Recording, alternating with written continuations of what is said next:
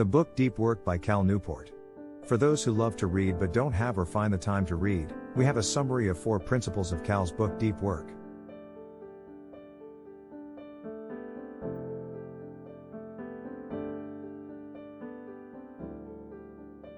How many alerts, emails, or texts do you honestly anticipate you'll receive during the course of these summaries? There will undoubtedly be a sizable number. What effect will that have on how well you comprehend these summaries? You'll probably lose focus and overlook some of the nuances. We must have the abilities and capacity to concentrate on one task at a time in our everyday work without interruption in an age where technology is developing at a rate we could previously only have imagined. We must acquire the skill of profound work. What exactly does that mean and how is it accomplished? You need first disable your notifications, and only then will you learn the answer.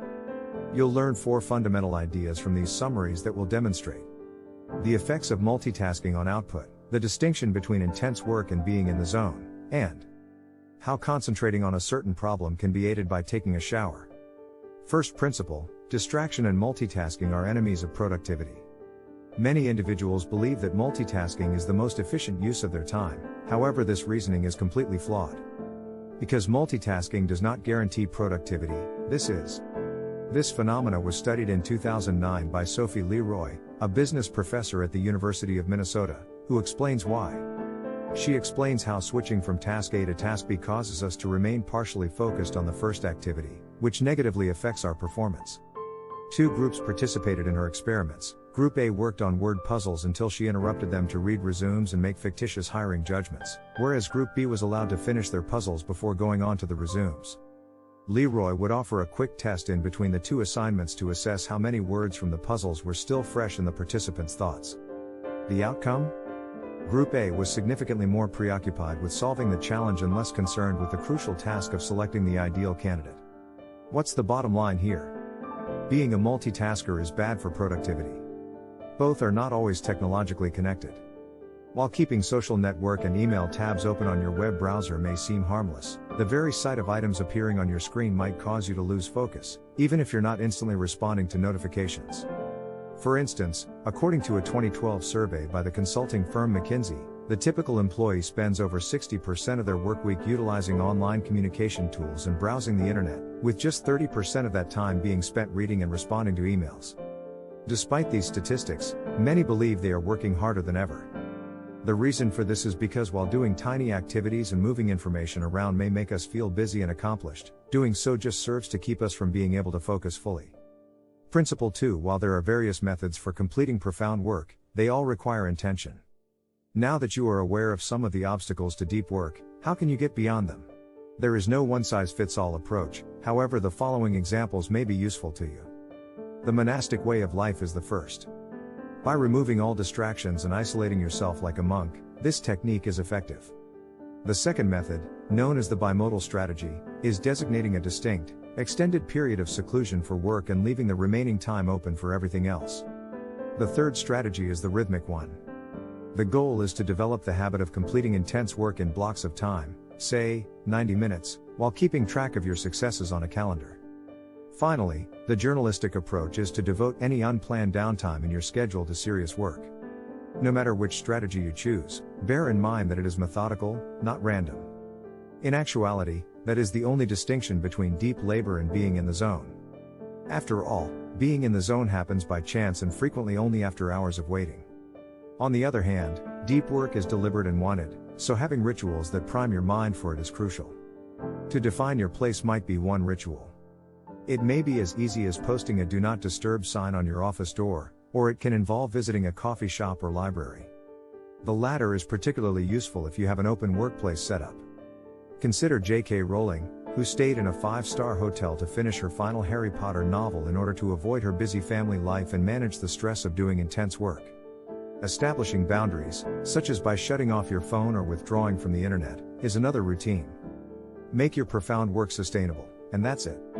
Because it's imperative to provide your body with the nutrients it requires if you want to focus, whether it's through mild exercise, meals, or a coffee pick-me-up.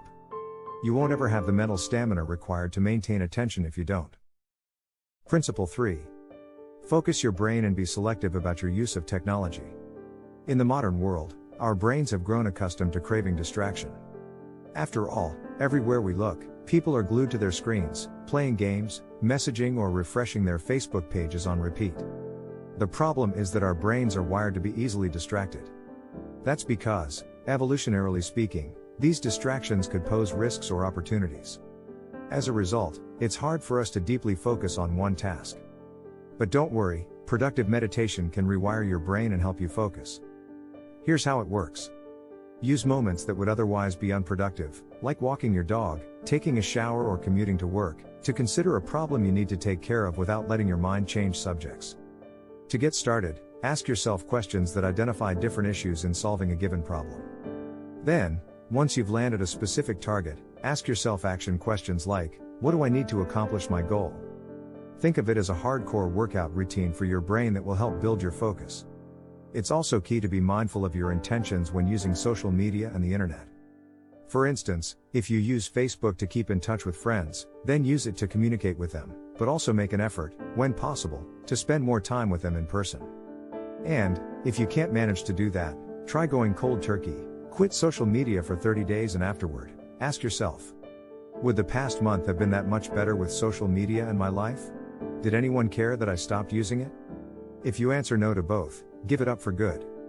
But if you answer yes, then it's probably for the best to return to it. Principle 4. Scheduling both work and free time is essential to restoring energy. When you get home from work or running errands all day, often all you want to do is, well, nothing. And for lots of us, that means having no fixed time slots where we have to complete tasks. But ironically enough, we end up stuck in the same routine every night. We watch TV, scroll through our phones, or stare at our computers. Then, when it's finally time to go to bed, we feel more tired than when we got home, leaving us depleted of energy for the next day. How can you avoid that situation? By scheduling everything you do, you'll free up time for being mindful of how you spend it. At the start of every workday, create a schedule that's divided into blocks of at least 30 minutes. In this schedule, you should set both work and personal tasks like time to relax, eat, or catch up on email. It's inevitable that your schedule will change during the day, but if this happens, just rearrange your blocks. The idea isn't to strictly abide by your itinerary, but to cultivate awareness about how you spend your time. That means it's also key to plan your evenings and weekends ahead so you can take actions towards specific goals.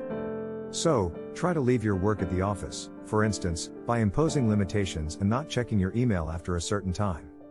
By doing so, you'll give your mind the space it needs to shut down. Finally, planning your evenings and weekends around activities other than those involving the internet can help you revitalize your mind and body.